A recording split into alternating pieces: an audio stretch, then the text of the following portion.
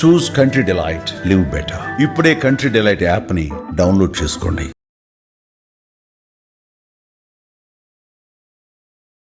Sir ఇప్పుడు మీరు 40 years యూకేలో ఉన్నారు అండ్ బేరియాట్రిక్ సర్జరీలో you are there and 28 years అయిపోయింది మీరు స్టార్ట్ చేసినట్టు. అసలు ఇక్కడ ఫుడ్ అక్కడ ఫుడ్, ఇక్కడ జనాలు పాటించాల్సిన ఫుడ్ విషయంలో అక్కడ ఆల్రెడీ పాటిస్తున్నవి కొన్ని చెప్పండి sir.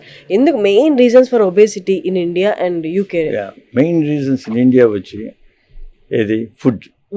First is the food type of food we consume. అంటే మనం అంతా high sugary foods, high GI foods అంటారు, గ్లైసెమిక్ ఇండెక్స్ ఫుడ్స్. వాటి వల్ల స్వీట్స్, మన రైస్ ఎక్కువ, కూరలు తక్కువ, వెజిటబుల్స్ ఇవన్నీ తగ్గిపోయినాయి మనకు. And vegetables and fruits are protective to the body, cell protectors, antioxidants. మన ఫుడ్ అంతా మారిపోయింది.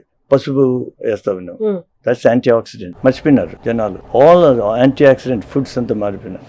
అట్లే దాంతోపాటు స్వీట్ కూడా ఉంటాయి కదా, ఇంకా మిగతా ఫుడ్ అంతా. అంటే ఎంతో తింటారు, ఇంత కర్రీ తింటారు, ఇంత రైస్ తింటారు.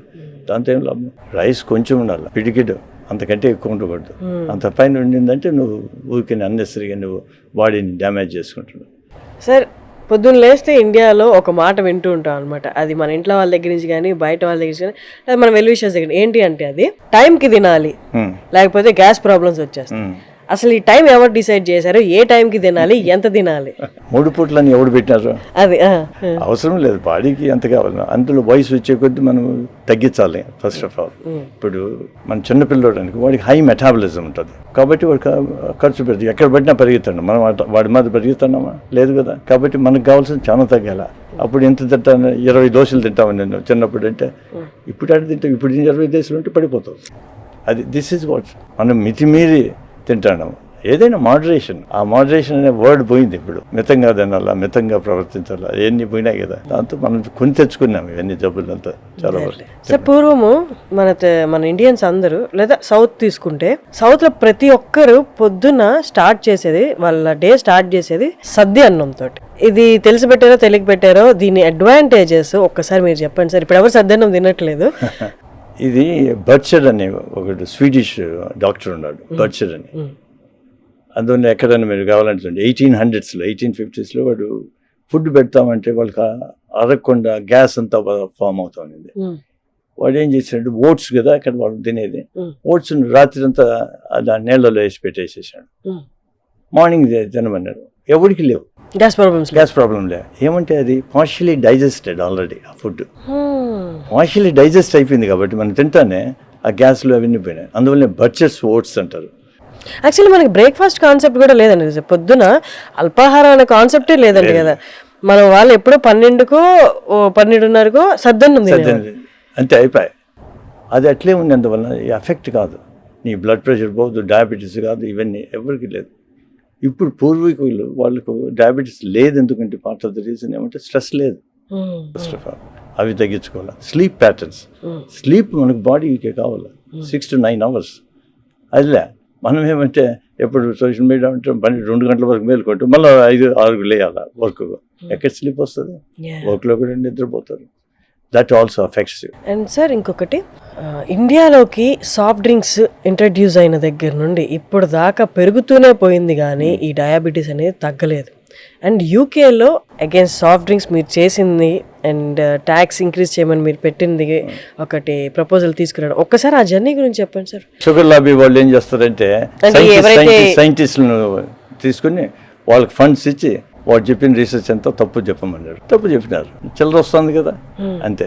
But they are not true scientist, they are all fake scientist. Therefore మనము అన్ని న్యూస్లో వినేది లేకుండా అంటే రీసెర్చ్ అంతా ఉండేదే కొంచెం తమాయించుకుని ఆలోచించి చేయాలి. రీసెర్చ్ వచ్చేసింది దీనివల్ల కరెక్ట్ మనం అనేది, అన్నీ తప్పులు. ఇప్పుడు మేము ఒకసారి తెలిసిపోయింది జనాలకు. అందువల్ల చాలామంది వీగన్స్ అయిపోయినారు. ఎందుకంటే వెజిటేరియన్ ఫుడ్ ఈజ్ ఇంపార్టెంట్. దాంతో షుగర్స్ కూడా తగ్గిపోతుంది కదా.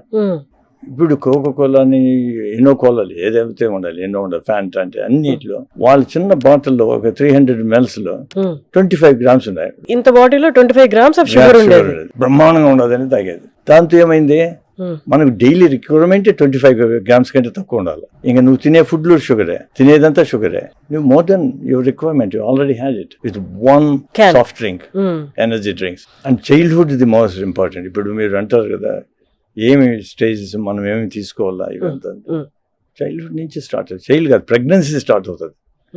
అందువల్ల అక్కడ కూడా ఇంగ్లాండ్లో కూడా ఇప్పుడు ఆల్కహాల్ నిలిపేసేసారు డ్యూరింగ్ ప్రెగ్నెన్సీ. అది ఎఫెక్ట్ అవుతుంది కదా. ఫుడ్ నిలిపేసేసారు వాళ్ళు కూడా తాగేది. అంటే అది ఇవి education, you change mindset and total lifestyle for people. Smoking and alcohol ఆ రెండు నిలిపేసేసి ఫస్ట్ ఇవి నెక్స్ట్ స్టేజ్ లకి ఎఫెక్ట్ అవుతాయి చైల్డ్ కు. తర్వాత స్లీప్ లేకుండా ఇవేమవుతుందంటే child starts becoming fat. Fat అయినోడు మళ్ళీ వాడు ఫ్యాట్ ఇది ఫుడ్ తిన్నాడు అనుకో, ఇంకా వెరైటీ అన్నీ ఏది ఇంకా యాంటీబయాటిక్స్. చిన్నప్పుడు యాంటీబయాటిక్స్ వాడతారు, ఏ జబ్బు వచ్చినా యాంటీబయాటిక్స్. వాళ్ళకు దాని అనర్థమే తెలియదే.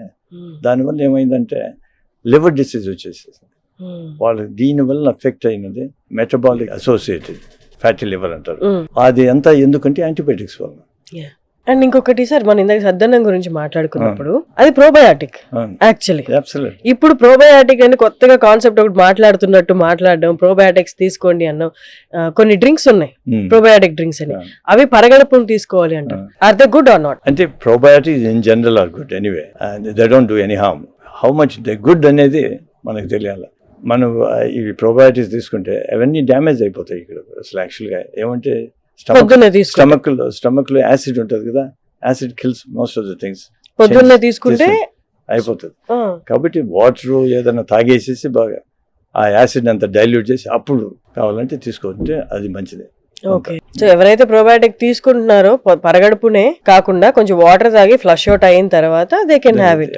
ఇప్పుడు కాఫీ తాగేది కూడా అంతే కదా, నీళ్లు తాగేసేసి మళ్ళీ కాఫీ తాగుతాం. ఎందుకంటే ఇరిటేట్ చేస్తుంది. కొందరికి ఇరిటేట్ కాదు, but most of the people irritate. అందువల్ల నీళ్లు తాగేస్తే కొంచెం అదంతా సర్ఫేస్ అంతా ఇది అవుతుంది, అప్పుడు కాఫీ తాగిన పర్లేదు. Okay sir, according to Indian climate, ఇక్కడ ఉన్న ఎన్వైరన్మెంట్ ప్రకారము మార్నింగ్ టు ఈవినింగ్ వాళ్ళు ఏం తినాలి, ఎప్పుడు తినాలి, ఎన్నిసార్లు తినాలి?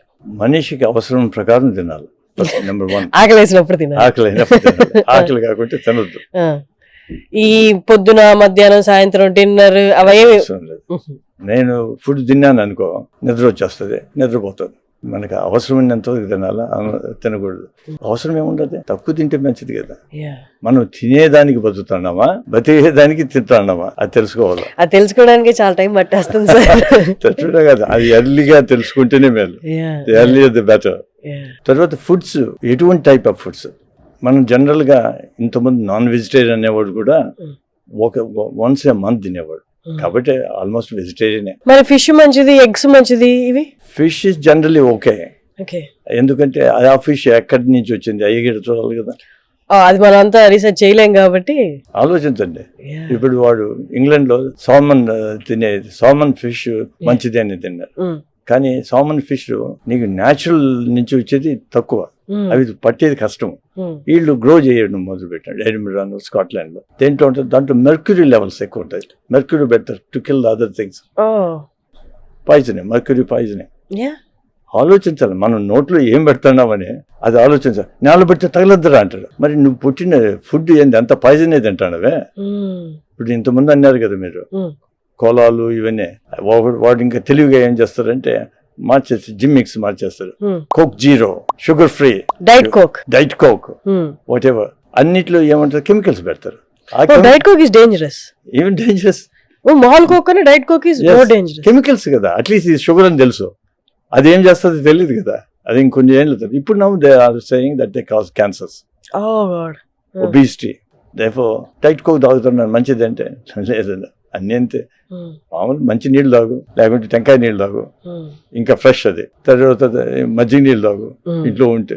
సింపుల్ థింగ్స్ మనకు అన్నెసరీగా మనం కొని తెచ్చుకోవడమే.